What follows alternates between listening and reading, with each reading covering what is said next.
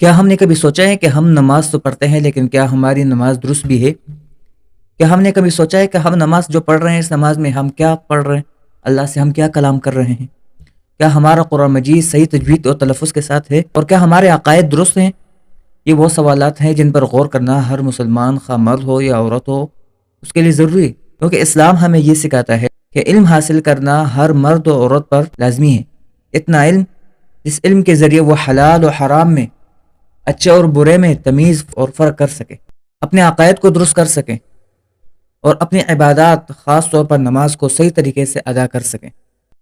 آج ہم اپنی بچیوں کو تو مدرسے بھیج دیتے ہیں لیکن خود مدرسے جانے اور دین کا علم سیکھنے میں ہم شرم محسوس کرتے ہیں، حالانکہ ہمیں خود اس علم کی زیادہ ضرورت ہے، کیونکہ اگر ماں کے پاس دینی تعلیم ہوگی تو وہ اپنی اولاد کی اور اپنے بچوں اور بچیوں کی اچھی تربیت بھی کر سکے گی۔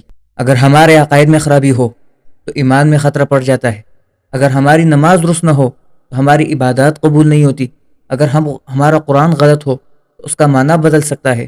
اب یہ معمولی باتیں نہیں ہیں بلکہ آخرت کا معاملہ ہے۔ اس کا حل کیا ہے؟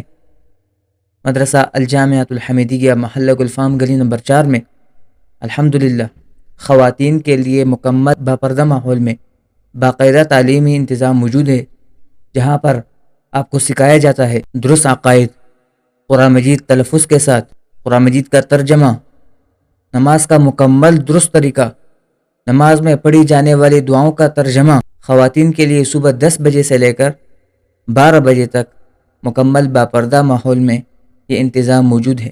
آج ہی آپ فیصلہ کر لیں، شرم کو بالکل چھوڑ دیں، کیونکہ علم حاصل کرنے میں کوئی شرم کی بات نہیں ہے بلکہ فخر کی بات ہے کہ اللہ تبارک و تعالیٰ نے چھوٹی عمر میں نہیں صحیح لیکن بڑی عمر میں ہمیں یہ موقع دیا ہے کہ ہم دینی تعلیم حاصل کر سکیں۔ اب آئیے اپنی آخرت کے لیے اور اپنی آنے والی نسلوں کے لیے دینی تعلیم حاصل کریں۔